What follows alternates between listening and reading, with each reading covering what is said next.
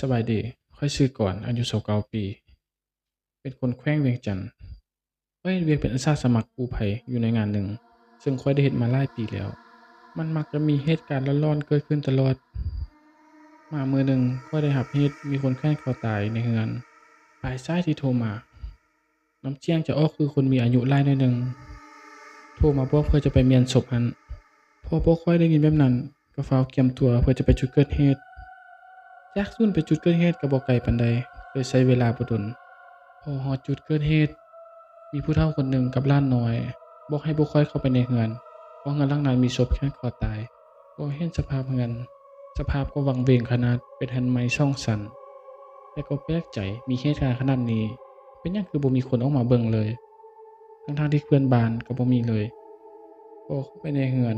ผู้เฒ่าคนนั้นก็บอกว่าศพอยู่ห้องข้างหน้านั่นแหละพอจะเปิดประตูเข้าไปกลิ่นเน่าลอยออกมาก่อน พร้อมกับศพที่เปื่อยเลยเฮ็ดให้พวกข้อยปวดหากพวกข้อยก็เลยต้องอดเพราะว่ามันคือหน้าที่สภาพของศพมีเชือกมัดที่คออีกปลายเชือกข้างหนึ่งมัดอยู่กับประตูโปร่งเยี่ยมพวกเขาทั้งสองอยู่กับพื้นหลังจากนั้นพวกข้อยก็ท่าเจ้าหน้าที่ที่เกี่ยวข้องเข้ามาสำรวจพื้นที่ก่อนเพราะว่าจะได้กากเกี่ยมเมียนศพและเอาย้ายไปที่โรงหมอผ่านไป30นาทีพวกข้อยก็ได้ห่อเมียนศพเป็นที่เรียบร้อยแล้วจึงได้บอกกับผู้เฒ่าคนนั้นว่าพวกเราจะได้เอาศพนี้ไปเก็บไว้ที่โรงหมอ และมื้ออื่นเช้าจะได้เฮ็ดพิธีตามศาสนาแล้วผู้เฒ่าคนนั้นก็ได้ตอบข้อยว่าศพยังเก็บบ่หมดอย่าฟ้าวไปไสพอได้ยินแบบนี้ก็เลยเฮ็ดให้พวกข้อยงงพวกข้อยก็เลยตัดสินใจว่าจะพากันขึ้นไปสำรวจชั้น2พอย่างขึ้นไปชั้น2แล้วเห็นห้องหนึ่งที่ไขไว้เลยย่างเข้าไปเบิ่งเฮ็ดให้พวกข้อยช็อกกับเหตุการณ์ข้างหน้ามีผู้หญิงคนหนึ่งนอนคว่ำหน้าลักษณะคล้ายคือผู้เฒ่าเลยพากันย่างเข้าไปพลิกศพเบิ่งเฮ็ดให้ข้อยตกใจเข้าไปอีก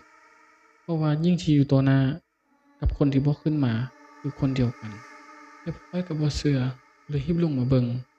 แต่ก็บ่เห็นไผถ้าจะเห็นก็เห็นแต่หลานน้อยยืนกลางเรือนคนเดียวแล้วพากันซอกหาผู้เฒ่าคนนั้นพอถามเจ้าหน้าที่เพิ่นเจ้าหน้าที่เพิ่นก็ว่าบ่เห็นเฮ็ดให้พวกข้อยช็อกกับเหตุการณ์ที่เกิดขึ้นแต่ก็ต้องพากันตั้งสติเพื่อจะเมียนศพในให้มันแล้วก็คิดในทางที่ดีไว้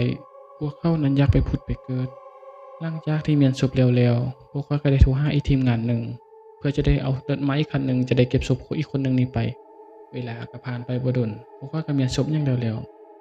แต่ก็ยังช็อกกับเหตุการณ์ที่เกิดขึ้นนี้เพราะบ่คิดว่าจะเจอกับตัวเองและพวกข้อยก็ได้เคลื่อนย้ายศพไปที่โรงหมอส่วนหล้านน้อยนั้นก็มีผู้ใจบุญรับเลี้ยงต่อ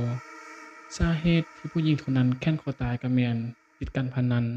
ไปขอเงินแม่เพื่อไปเล่นการพนันแต่แม่บ่ให้ก็เลยฆ่าแม่ หลังจากนั้นญาณความผิดก็เลยแค้นคอตายตามไป